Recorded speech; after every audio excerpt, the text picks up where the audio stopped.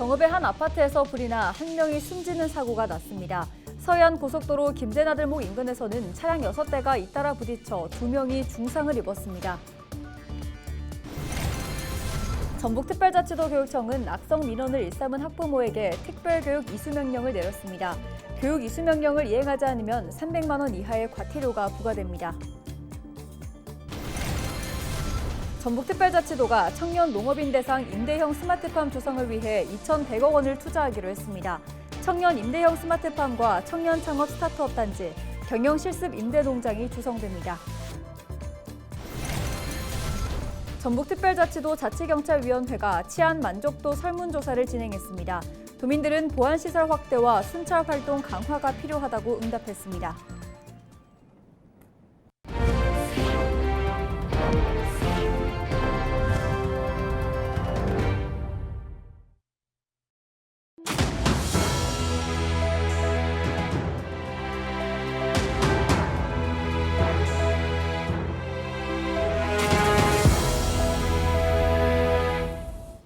시청자 여러분 안녕하십니까? 헬로티비 전북뉴스입니다. 정읍의 한 아파트에서 화재가 발생해 한 명이 숨지는 안타까운 사고가 났습니다. 서해안 고속도로 김제나들목 인근에서는 차량 6대가 잇따라 부딪혀 2명이 크게 다치기도 했습니다. 지난 주말 사건 사고 소식을 정명기 기자가 종합했습니다.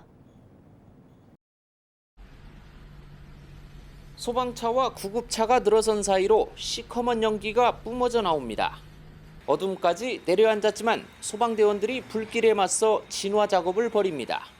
김제시 서암동 상가들에 불이 난 건 지난 25일 오후 5시 반쯤. 다행히 다친 사람은 없었지만 불이 약 2시간 만에 꺼지면서 철물점 등 점포 3곳이 불에 타 1억 8천여만 원의 재산 피해가 났습니다. 이튿날 새벽 3시 15분쯤 정읍시 상평동의 한 아파트에서도 불이 났습니다. 불은 20여 분 만에 꺼졌지만 집안에서는 60대 남성이 숨진 채 발견됐습니다. 당시 12층짜리 아파트 3층에서 불이 나 주민 20여 명이 긴급히 대피하기도 했습니다. 경찰과 소방당국은 현장 감식 등을 통해 정확한 화재 원인을 밝히는 데 주력하고 있습니다. 비슷한 시각 전주시 중화산동의 한 터널을 달리던 승용차가 도로 경계석을 들이받았고 차량이 화염에 휩싸였습니다. 이 불로 60대 운전자가 화상을 입어 병원으로 옮겨졌습니다. 또 같은 날 오후 2시 45분쯤엔 김제시 성덕면 서해안 고속도로 상행선에서 차량 6대가 잇따라 부딪혔습니다. 이 사고로 50대 운전자 등 2명이 크게 다쳤고 4명이 가벼운 상처를 입고 병원으로 옮겨졌습니다. 경찰은 해당 차들의 블랙박스 등을 통해 정확한 사고 경위를 조사하고 있습니다. 헬로티비 뉴스 정명기입니다.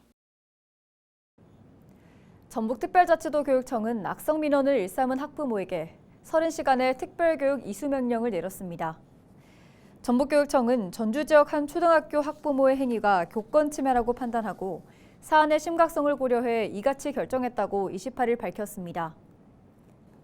이 학부모는 지난 2022년 자녀가 이 학교로 전학을 온 이후 최근까지 수십 차례에 걸쳐 담임교사 등을 아동학대로 고소하겠다고 위협하거나 민원을 제기해 교권보호위원회에 회부됐습니다.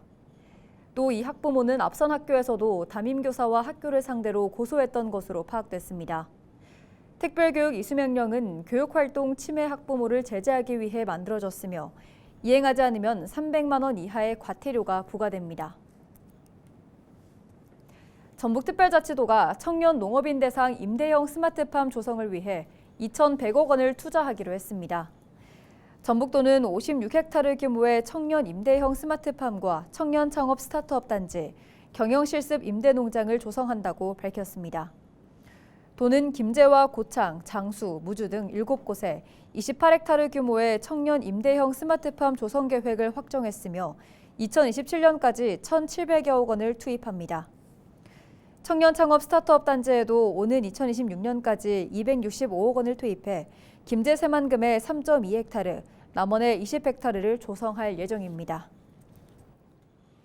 전북 도민들이 범죄 예방을 위해 CCTV나 보안 등을 확대하고 순찰 활동도 강화해야 한다고 생각하는 것으로 나타났습니다.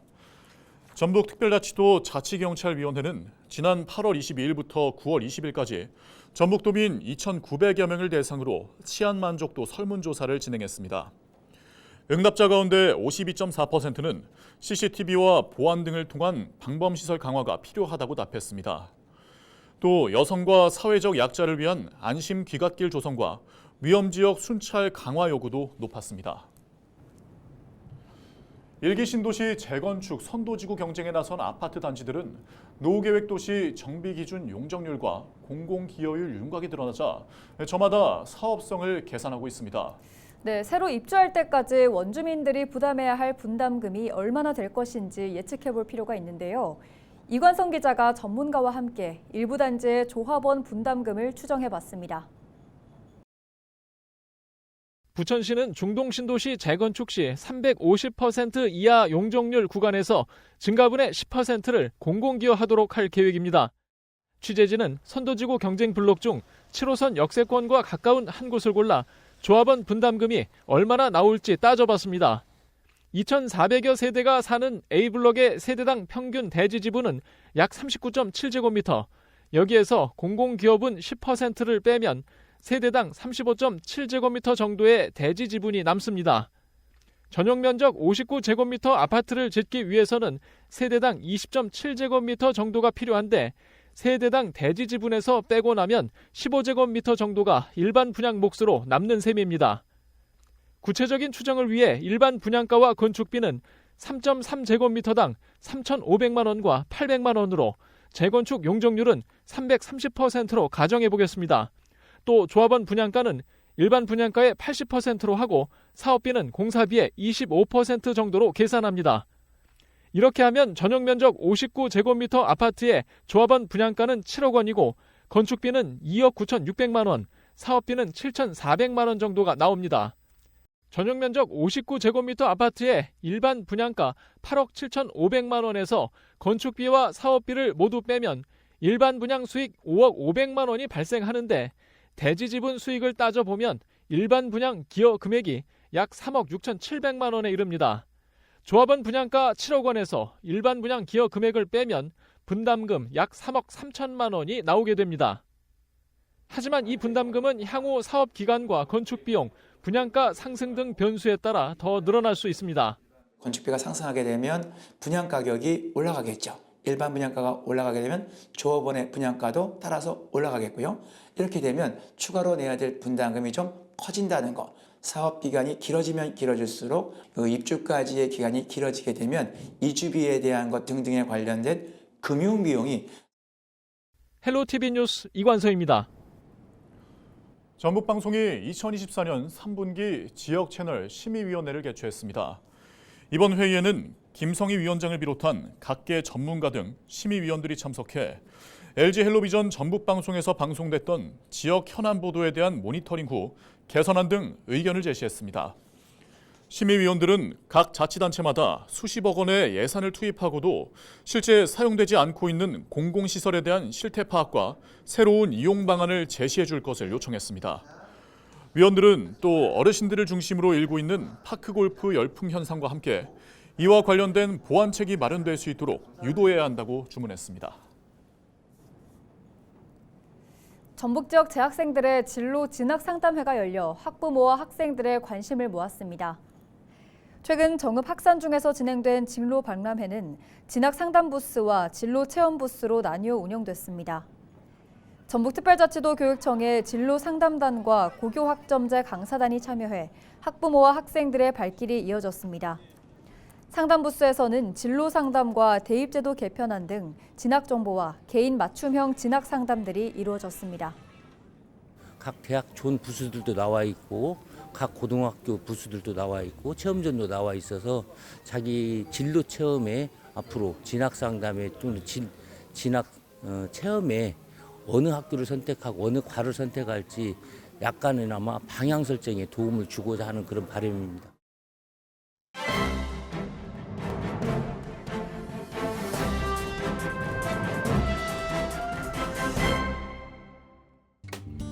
신문브리핑 전북 도민일보 기사입니다. 22대 국회 첫 국정감사가 지난 25일 막을 내렸습니다. 김건희 여사를 둘러싼 각종 의혹이 잇따라 불거지면서 이번 국감은 여야의 정쟁의 장이 됐다는 혹평에도 불구하고 전북 정치권에 대한 평가만큼은 전혀 달랐다고 하는데요. 한병도, 신영대, 이성윤 국회의원의 윤석열 정부를 상대로 한 국감 활동은 중앙에서 전북 정치권의 영향력을 높이는 데 한몫했다는 평가를 받았습니다.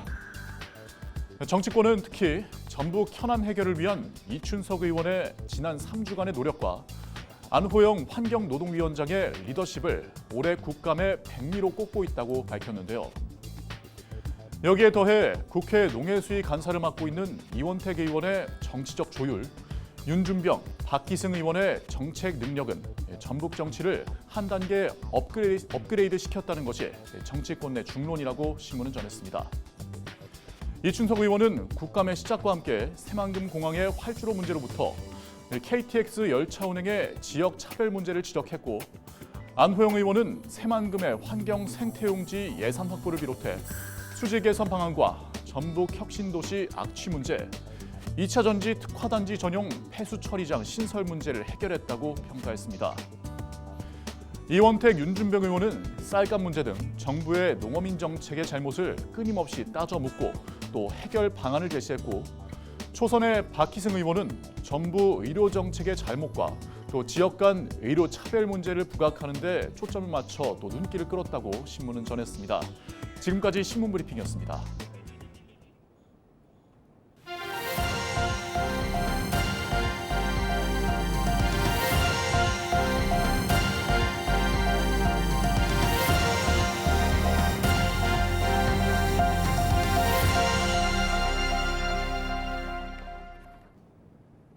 임실군 옥정호 출렁다리 일원에 카페와 치즈, 로컬푸드 판매장이 문을 열었습니다.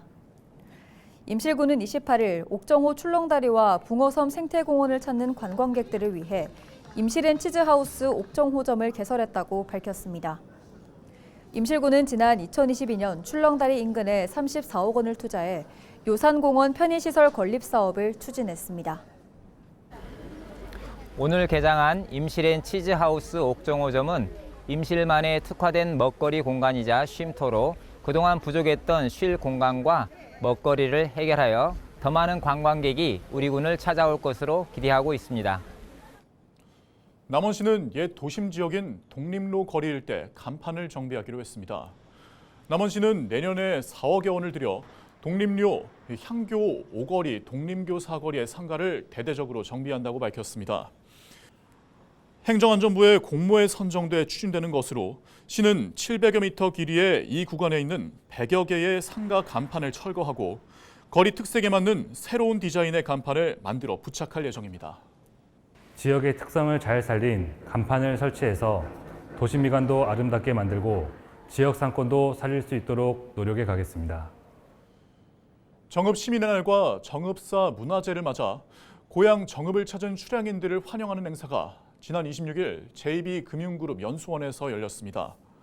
서울과 부산, 성남에서 찾은 정읍 지역 출향 인사 180여 명은 환영 행사에 참석한 뒤 정읍사 문화제 기념식과 축하 공연 등을 관람했습니다. 서울 출향인회는 정읍시에 고향사랑 기부금 500만 원, 부산과 성남 출향인회는 각각 200만 원씩을 기탁했습니다. 14번째 김제 다문화 어울림 한마당 행사가 지난 26일 김제 시민문화체육공원 야외 공연장에서 열렸습니다. 이날 행사에서는 모범적인 다문화 가족 11명에게 유공 표창이 주어졌으며 식전 행사로 베트남 사자춤 공연이 이어졌습니다. 또 중국과 네팔, 필리핀 등 각국의 공연과 전통 음식, 의상 등 고유한 문화를 체험할 수 있는 행사도 진행됐습니다. 김제경찰서가 지난 23일 입석동에서 월촌지구대 개소식을 했습니다. 사업비 4억 5천만 원을 들여 새로 단장한 월촌지구대는 편의시설을 늘리고 안전시설을 보강했습니다. 또 경찰 이미지 제고를 위해 사진 명소를 설치하고 성문과 성벽 보수 작업도 진행했습니다. 이상으로 뉴스를 마칩니다. 함께해 주신 여러분 고맙습니다.